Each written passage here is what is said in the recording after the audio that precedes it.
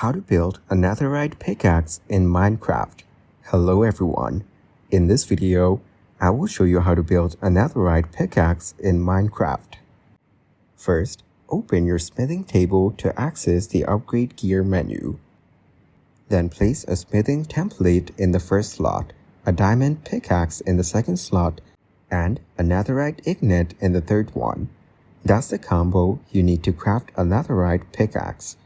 Now, just move the upgraded pickaxe to your inventory. And there you go.